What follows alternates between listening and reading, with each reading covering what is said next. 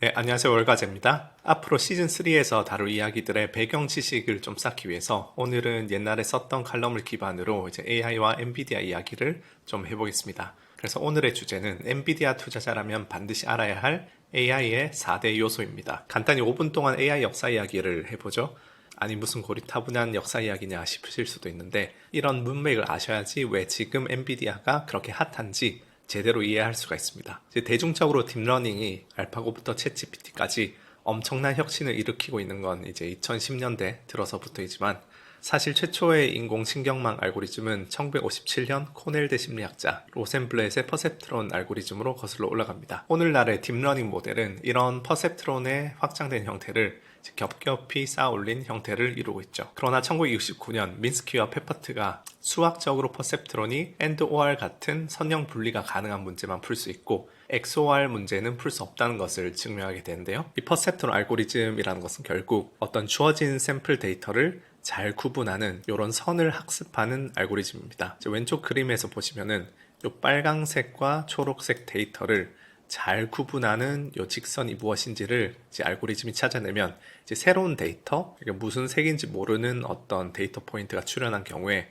지금 이 선의 위에 있으면은 초록색, 아래에 있으면은 빨간색이라고 이제 알고리즘이 추론을 해주는 것이죠. 근데 이런 식으로 만약에 본질적인 데이터가 어떤 하나의 직선으로 이제 나눌 수 있는 게 아니라면 퍼셉트론이 당연히 풀지 못하겠죠. 그래서 민스키와 페퍼트가 이 퍼셉트론 알고리즘의 한계를 수학적으로 증명하면서 미국 국방부가 AI에 지원하려던 2천만 달러를 전격 중단했고 소위 말하는 AI 겨울이 그렇게 70년대에 찾아오게 됩니다. 그렇게 70년대 암흑기를 보내다가 80년대 들어서 AI 학계는 전문가 시스템 등으로 다시 부흥기를 맞이하는데요. 특정 분야의 전문 지식을 컴퓨터에 입력해서 추론하는 Knowledge-Based AI라는 영역이 꼽히고 또 아마 제 나이 정도 되는 분들은 어릴 때 컴퓨터 학원 가면 베이직이라는 언어로 if then 규칙으로 간단한 코드 짜보고 하셨을 수도 있는데 그런 규칙 기반 AI도 많은 연구가 행해졌습니다. 그런데 지식 기반 AI라는 것은 결국 그 전문가들의 지식 베이스를 구축하는데 너무 많은 비용이 들고 또 규칙 기반 AI는 유연성이 부족해서 조금만 기존 데이터와 다른 새로운 데이터가 나오면 추론이 잘 안 됩니다. 그래서 80년대 후반부터 90년대까지 2차 AI 겨울을 맞이하게 되죠. 그런데 이 시기에도 퍼셉트론 쪽은 연구가 계속되어 있었는데요. 이 오랜 암흑기 동안 주구장창 퍼셉트론에서 머신러닝, 딥러닝을 발전시켜온 영웅 중 하나가 이 제프리 힌튼 교수입니다. 그 수십 년의 세월 동안 이제 많은 발전이 있었는데 예를 들어서 아까 전 언급했던 XOR 문제는 퍼셉트론 하나 가지고는 풀 수 없었는데 하나의 퍼셉트론이 아니라 겹겹이 여러 퍼셉트론을 쌓았더니 이 문제는 물론이고 훨씬 복잡하게 얽혀있는 문제들이 이제 풀리기 시작한 것이죠. 그리고 딥러닝이 딥러닝이라고 불리는 이유는 이렇게 겹겹이 여러 레이어를 깊게 쌓는다 라고 해서 딥러닝입니다. 그래서 퍼셉트론이 처음 나왔을 때부터 이제 80년대 90년대 딥러닝의 발전에 이르기까지 이렇게 겹겹이 쌓아 올릴 때 레이어 간의 계산을 어떻게 접근하느냐에 있어서 역전파 알고리즘이라든지 베니싱 그레이디언트 문제라든지 정말 다양한 기술적 과제들이 있었는데 그 지루한 시간을 이러한 거장들이 이제 AI 겨울에도 아랑곳하지 않고 열심히 수십 년간 풀어오고 있었던 것이죠. 그럼 지금부터 이제 왜 엔비디아가 이렇게 핫한지 이야기를 해볼 텐데요. 이런 질문을 던져볼 수 있습니다. 왜 1950년대부터 발전해온 알고리즘인데 2010년대에 들어서야 비로소 꽃을 피우기 시작했을까? 그 답은 데이터와 GPU에 있습니다. 먼저 데이터 측면에서 우리가 알아야 할 것은 단순한 현상일수록 데이터가 적게 필요하고 복잡한 현상일수록 데이터가 많이 필요하다는 사실입니다. 직관적으로 생각하시면 당연한 이야기지만 이렇게 생각하시면 됩니다. 자, 어떤 인공지능이 추론하고 싶은 어떤 데이터셋이 매우 단순한 선형으로 이루어진 데이터셋이라고 해보겠습니다. 그럼 이 데이터셋에서 샘플을 뽑아서 추론을 할 때 샘플 데이터가 딱 두 개의 점만 있으면은 이 두 점을 지나는 직선은 하나만 정의되기 때문에 완벽하게 이 분포를 배울 수가 있겠죠.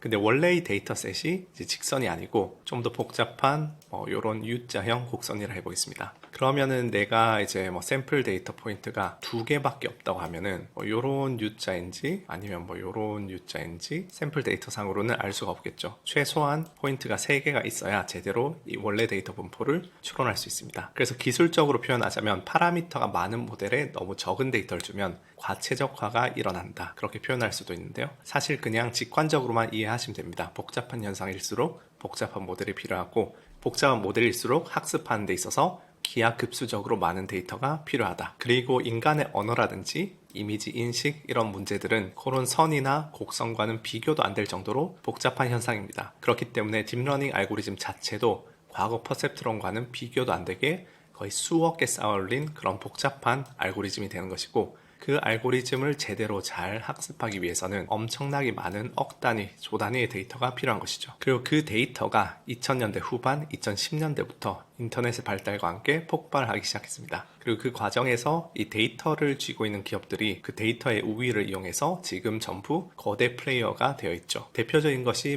구글, 전 세계 사람들의 검색 데이터를 보유하고 있죠. 또 아마존, 미국 전 국민의 물품 구매 기록과 선호도 정보를 알고 있고, 그걸 기반으로 지금 문어발식으로 확장 중이죠. 그 다음 페이스북, 전 세계 사람들의 SNS 글 텍스트로 보유하고 있죠. 그리고 최근에 일론 머스크의 대형 인수건이 무엇이었나요? 트위터 X, 수억 명의 생각과 상호작용이 담긴 그런 데이터의 보고를 일론 머스크가 인수를 했죠. 그래서 이 2000년대부터 2010년대까지 병목이었던 데이터가 이제 풀리면서 빅데이터 시대가 왔고, 그걸 폭발적으로 생성하고 수집할 수 있었던 기업들이 전부 현재 그 데이터를 통한 엣지로 빅테크로 자리 잡았다. 그래서 그렇게 퍼셉트론 시절에는 알고리즘 자체가 너무 단순했지만, 아까 그런 거장들의 노력으로 알고리즘이 충분히 발전하자 데이터가 병목이 되었고, 이 데이터는 2000년대부터 2010년대에 걸쳐서 폭발적으로 늘어났습니다. 그럼 그 다음의 병목은 무엇일까요? 자연스럽게 그 많은 데이터를 계산하기 위한 컴퓨터의 연산 능력이 병목이 되겠죠. 아마 다들 10년, 20년 전을 기억해 보시면 예전에는 뭔가 프로세싱 칩이라고 하면 무조건 인텔이었습니다. 지금도 CPU 하면 인텔이죠. 그런데 왜 지금은 엔비디아일까요? 인텔이 주름잡고 있던 CPU는 엄청나게 우수한 코어 몇 개를 보유하고 있습니다. 컴퓨터 구매하실 때 보시면 듀얼 코어, 헥사 코어 하는 식으로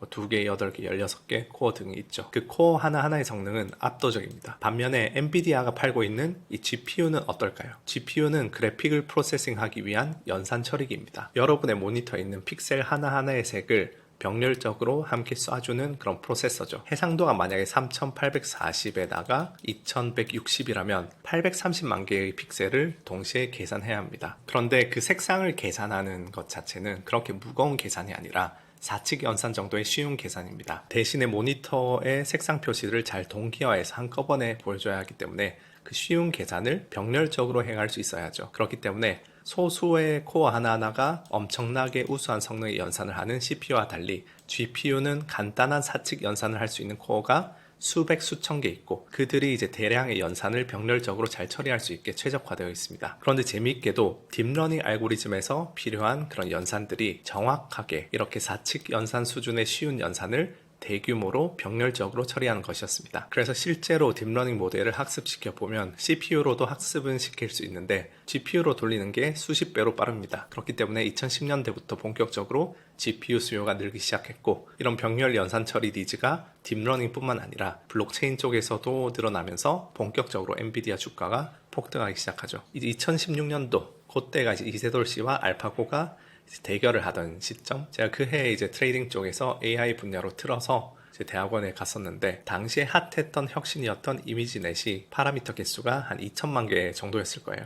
근데 최근의 경우 GPT-4는 정확히는 알려져 있지 않지만 GPT-3만 해도 1750억 개로 알려져 있거든요. 그래서 불과 8년 만에 1만 배가 늘어난 것이죠. 물론 GPU의 성능도 그동안 개선되었지만 딥러닝 모델 쪽처럼 단위가 4번 바뀌는 수준은 아니다 보니까 GPU가 어마어마하게 이렇게 필요하게 되었습니다. 그러니까 20세기 중반에는 알고리즘이 준비가 되어 있지 않았고, 20세기 후반에 알고리즘 준비되기 시작하니 데이터가 병목이었고, 21세기 초에 데이터 병목이 풀리니까 GPU가 현재 병목이 되는 흐름이라 보시면 되겠습니다. 그러다 보니 이제 샘 알트만이 AI 칩에 일경을 써야 된다, 이런 이야기를 하고 있는 것이죠. 자, 그래서 1950년대부터 지금까지 AI 발전의 흐름을 간단히 짚어보면서 알고리즘, 데이터, GPU까지 병목되는 구간이 달라짐에 따라 어떻게 각각의 병목에서 큰 빅테크 기업들이 약진했는지를 보았는데요. 그런데 지금까지의 흐름은 이미 메타나 구글이나 엔비디아의 주가에 많이 반영되어 있죠. 업계에서도 다 아는 이야기고, 그렇기 때문에 오늘 2024년도를 살아가는 투자자의 입장에서는